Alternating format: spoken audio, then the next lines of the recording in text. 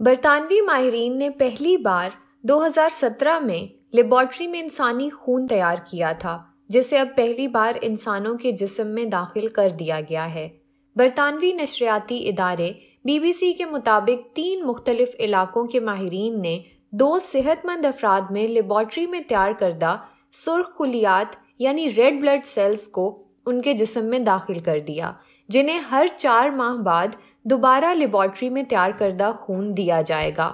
ماہرین کے مطابق تحقیق کے لیے 10 رضاکاروں کی خدمات حاصل کی گئی ہیں، لیکن ابتدائی طور پر صرف 2 رضاکاروں پر لیبارٹری میں تیار کردہ خون کی آزمائش کی جائے گی۔ رضاکاروں کو ایک بار لیبارٹری میں تیار کردہ جبکہ دوسری بار عام انسانوں کی جانب سے عطیہ کردہ خون دیا جائے گا، اور ہر بار ان کے ٹیسٹ کر کے خون کی کارکردگی یا اس سے ہونے والے نقصانات یا منفی اثرات کا جائزہ بھی لیا جائے گا۔ ماہرین کو امید ہے کہ لیبارٹری میں تیار کردہ خون عام انسانوں سے عطیہ کے طور پر ملنے والے خون سے زیادہ بہتر نتائج دے گا۔ اب سوال یہ پیدا ہوتا ہے کہ یہ خون لیبارٹری میں کیسے تیار کیا گیا؟ ماہرین نے انسانوں کے خون سے سٹیم سیلز یعنی مرکبات لے کر ان سے لیبارٹری میں ریڈ بلڈ سیلز تیار کیے، اور 5 لاکھ سٹیم سیلز سے تقریباً 3 ہفتوں کے اندر 50 ارب ریڈ بلڈ سیلز تیار کیے گئے۔ سائنسدانوں کے مطابق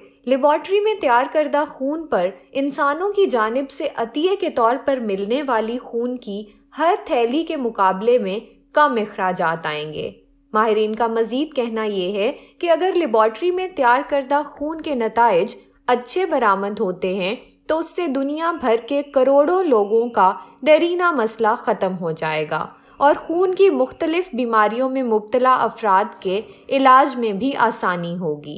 ماہرین کے مطابق لیبارٹری میں خون تیار کرنے کا مقصد ان نایاب بلڈ گروپس کا خون بنانا ہے جن کے حامل افراد کی دنیا میں بہت کم تعداد ہے۔ مثلاً اس وقت ممبئی نامی ایک بلڈ گروپ کے دنیا بھر میں محض 3 افراد ہیں، جن میں سے ایک بھارت جبکہ 2 افراد برطانیہ میں مقیم ہیں۔ اس طرح بعض نایاب بلڈ گروپس کے افراد کی بھی تعداد 10 تک ہے، اور ہنگامی صورتحال میں ایسے لوگوں کے خون کو یقینی بنانا ناممکن ہو جاتا ہے۔ ماہرین نے امید ظاہر کی ہے کہ لیبارٹری میں تیار شدہ خون کے اچھے نتائج کے بعد تھیلیسیمیا سمیت خون کی کمی اور خون کے دیگر وائرسز میں مبتلا افراد کے علاج میں بہت آسانی ہوگی۔